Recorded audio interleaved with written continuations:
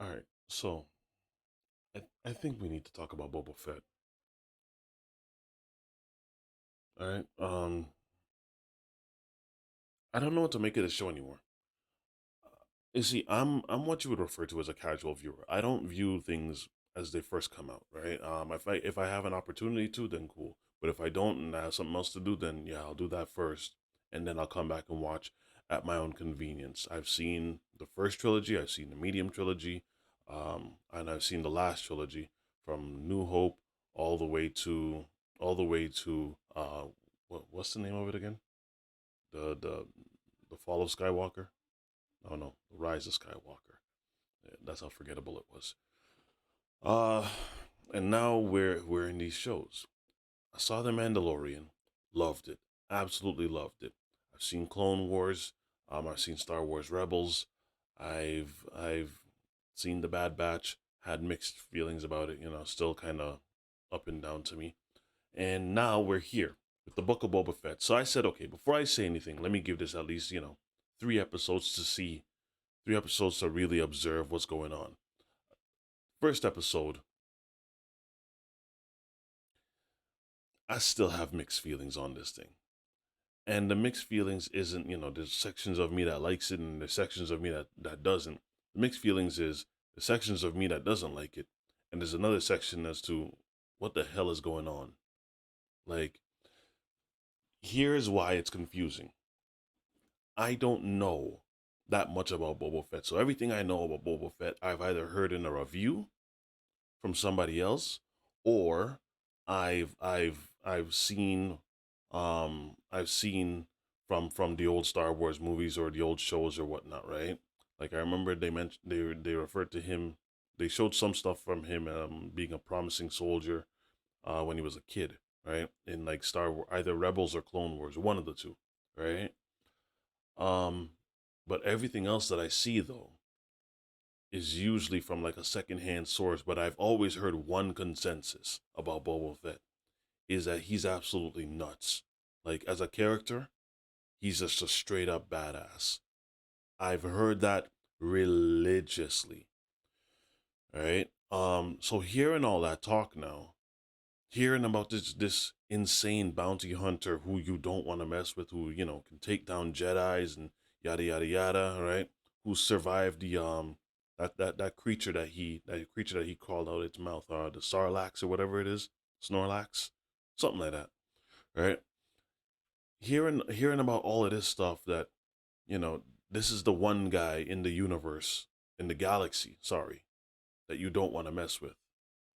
I'm looking forward to this show because the one thing I love about Star Wars is it has the ability to make me feel like I'm being taken away to a galaxy far, far away. I enjoy that. It's a fun little bit of escape time. So I really, really, I was looking more forward to this show than I was The Mandalorian because of the hype that came with Boba Fett. Because of all of the hype that came behind his name, I'm expecting this to be night and day from The Mandalorian. Something kind of similar, but just it's like times three because of what I heard from everybody else. From episode 1 to 3 now. Episodes 1 to 3. I gave this 3 episodes to kind of get its legs underneath itself. I really have to confess, I'm highly disappointed. Highly disappointed. The reason I'm disappointed is not with any of the actors themselves. I'm disappointed with the script. I'm disappointed with what they're doing with this character. I'm disappointed with what I'm seeing.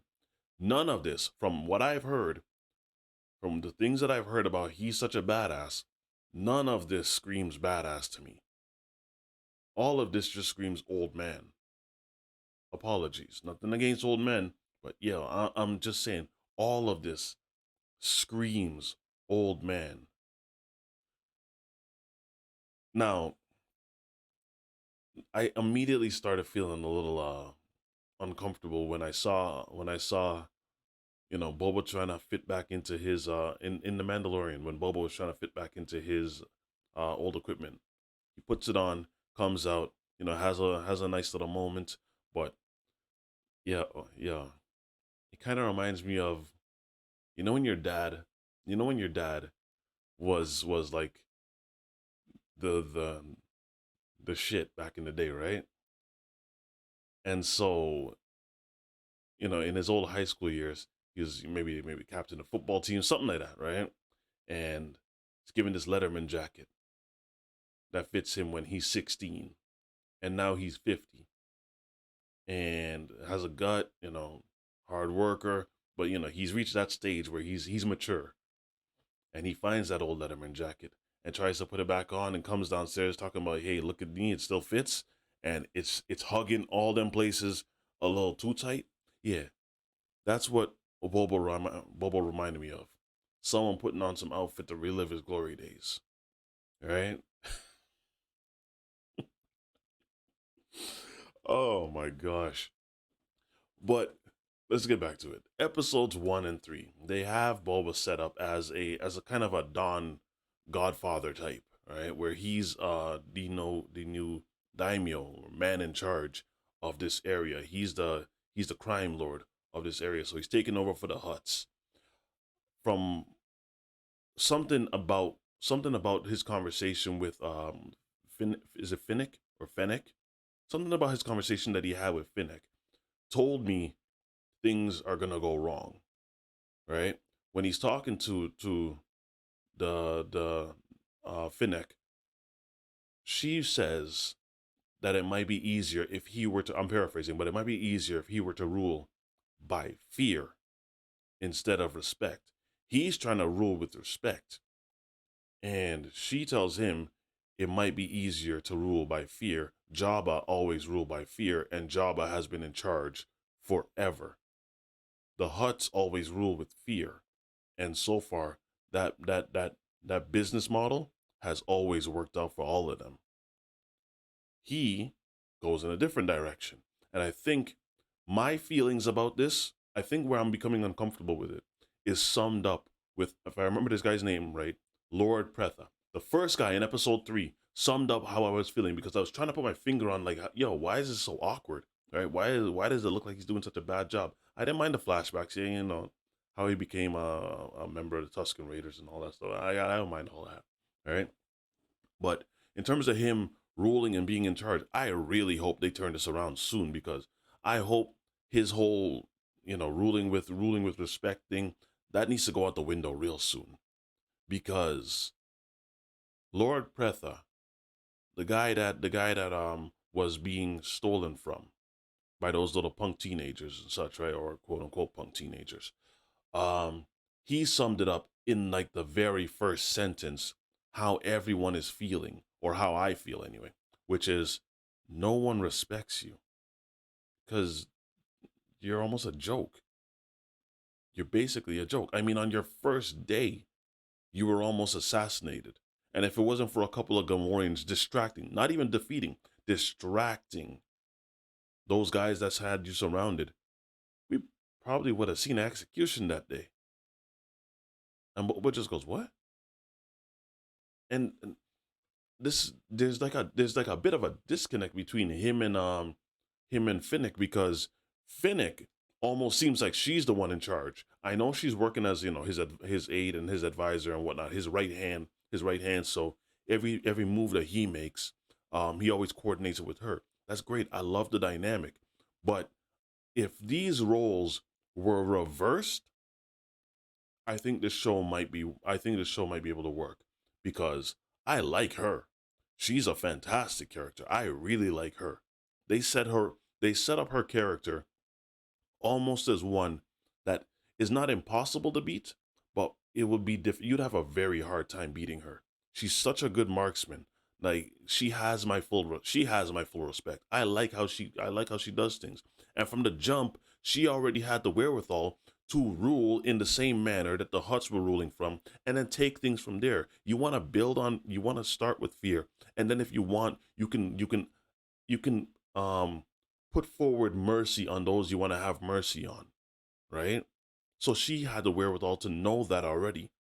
He is trying to start something completely new and upsetting everybody. Go back to the way it was. I don't know who these writers are, But yo, y'all need to get your stuff together. You guys are. I'm sorry, y'all are ruining this character. There's not gonna be a return. I mean, it's not gonna be much interest in a season two. There's almost less interest in, from what I see, in episode four.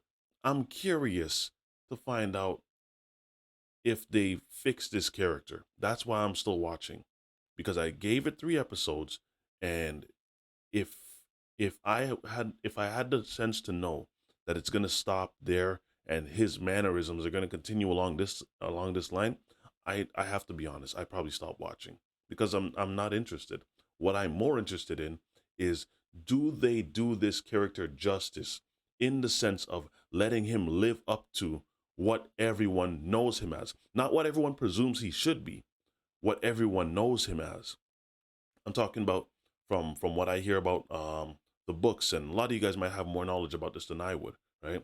But the books and these light novels, that these other places that mention Boba Fett, and the other shows that mention Boba Fett, and all of the stuff that he's accomplished, let him live up to that stuff, to who you already presume that he would be, as opposed to making him this Godfather like character that nobody even, bats an eye at. I mean, people are kind of just, when you have people looking you up and down while you're walking in the middle of the street, yeah, there's a problem.